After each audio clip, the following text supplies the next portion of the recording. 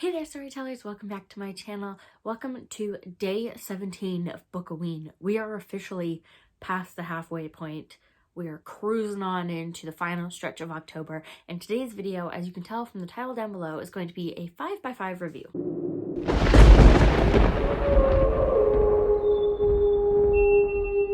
Today's review features the novel Curse the Day by Annabelle Chase. This follows our main character, Emma Hart, who goes off into the Pocono Mountains to meet with a client. She's a public interest lawyer, and as she's driving through the forest trying to find this out of nowhere client, she ends up seeing this man who looks like he's about to jump from a cliff, and because she wants to help him, she gets out of her car and gets his attention and tries to keep him from jumping, only to have her car sink into the lake as he rescues her by flying on his angel wings. And this, ladies and gentlemen, is where Emma learns that she cannot leave. There is a barrier in the midway point of the lake. He flies her to the shore and she is unable to cross it. And she's unable to cross it because Emma Hart is a witch. In order to find her spot in town, the local coven tells Emma she has to start taking witch classes,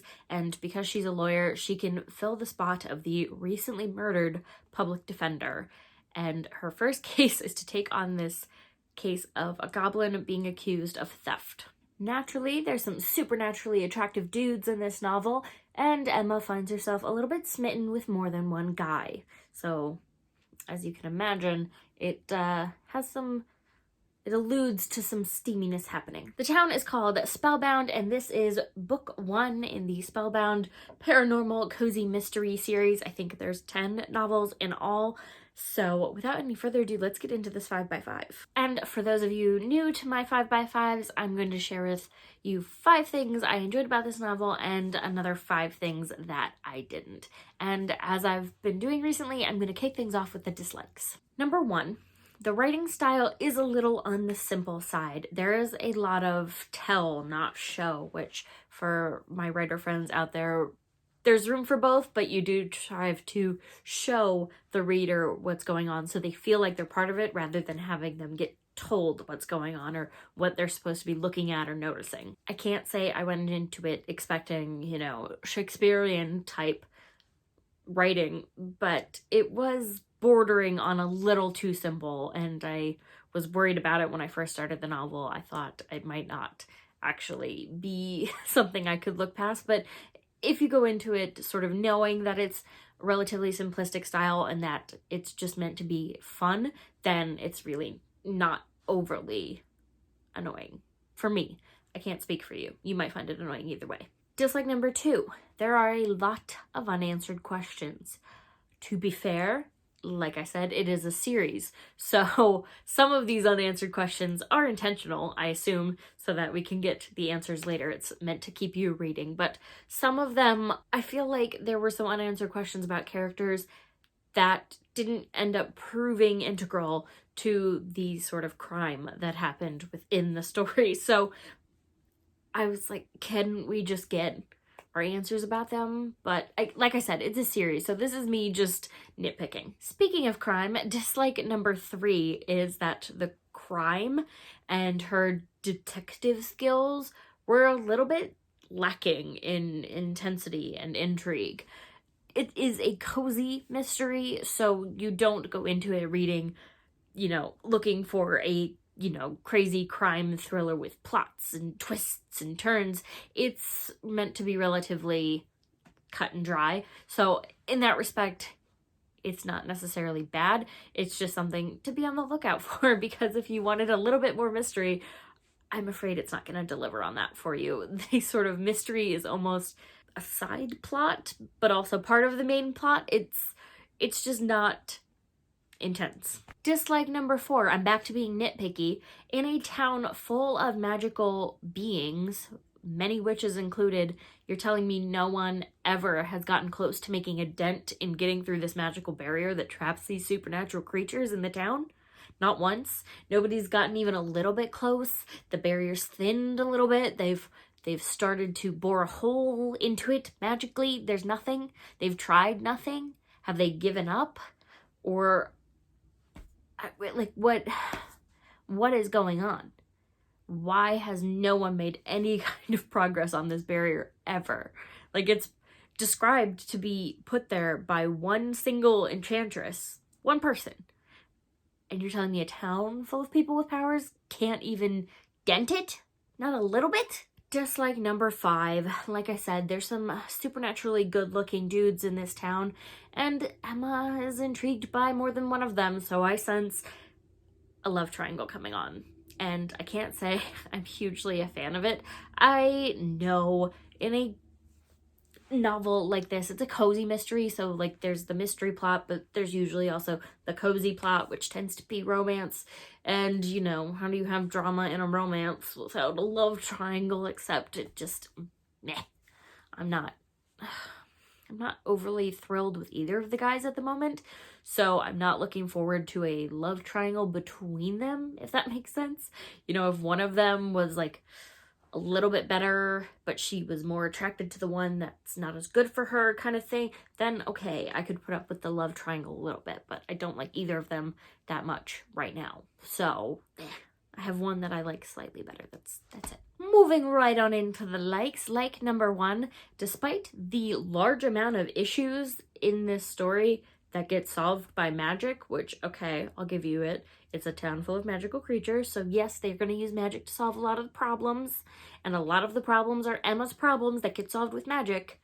I liked the fact that she herself isn't actually very good at magic, because at least having other characters want to help her and show her how to do things is a little bit more intriguing than her just naturally taking to being a witch and suddenly solving all her problems with magic on her own. When the other ones, you know, other characters are like, oh, that guy owed me a favor, don't worry about it. It's still a little bit easy in terms of plot devices for problem solving, but at least it's not her literally snapping her fingers and getting whatever she wants. Like number 2, despite the fact that Emma is a witch and there are many witches in this town, I like the fact that she is still set apart by having a different familiar, a little sassy owl named Sedgwick. Emma's owl is very funny, and I hope to see more of him in the upcoming books. And I like that she has a little snarky owl. She ends up with a cat, but it's not really her cat, and it's not her familiar. He's just sort of a housemate, if you will. And I don't want to explain it in case you decide to bang this up, but generally speaking, in this town, the witches' familiars are cats. So Emma is set apart by having an owl for a familiar. Like number 3, Emma spends a lot of time sort of reasoning with herself about why she's doing certain things and why she feels like she has to.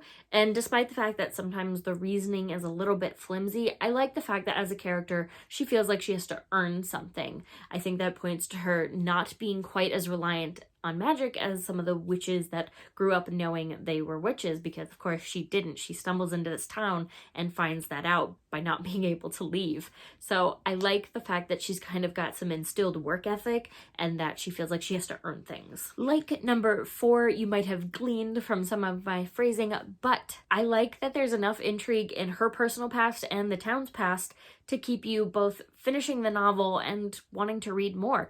I liked it enough to want to pick up at least book 2 and see if it gets any better or, you know, more complex or anything like that. So I think that that's a bonus to take into effect. So I think that's a factor to take into account, just knowing that while it's not meant to be a very complex story, it's still a fun and compelling one. And last, but certainly not least, like number 5, the big kahuna, the one factor of this novel that I was looking for it to deliver on the most, and that is it has major Halloweentown vibes. Halloweentown is absolutely one of my favorite October movies to watch. It is a must. I have to watch them all. I love them all. That movie has been a favorite of mine since I was a kid. It just has the coziest, Halloweeniest vibes. And there's still, of course, a little bit of drama and things going on that, you know, the characters need to solve, or the characters' problems they need to put to bed, if you will. And it just delivers, okay? The Spellbound Town is exactly how I might imagine Halloweentown would really run. You know, you get tastes of it, but you really don't get descriptions because it's a kid's movie. This is how I would imagine it would work. You get like the bureaucracy and the day-to-day life of it, and it's just fantastic. And you do get that bonus little element of there's a mystery going on. So I think if you also really enjoy Halloweentown and you go into this novel expecting Halloweentown vibes and nothing too crazy or complicated, just a fun, good time, then it absolutely delivers. But that is it for this video. If you enjoyed it, let me know by leaving a like down below. And if you've read Curse the Day or any of the rest of the series and you enjoyed it or didn't enjoy it, please let me know why down in the comments below. I'd love to know your thoughts. Or if you have any other novels that have Halloweentown vibes, please send them my way because I need as many as I possibly can get.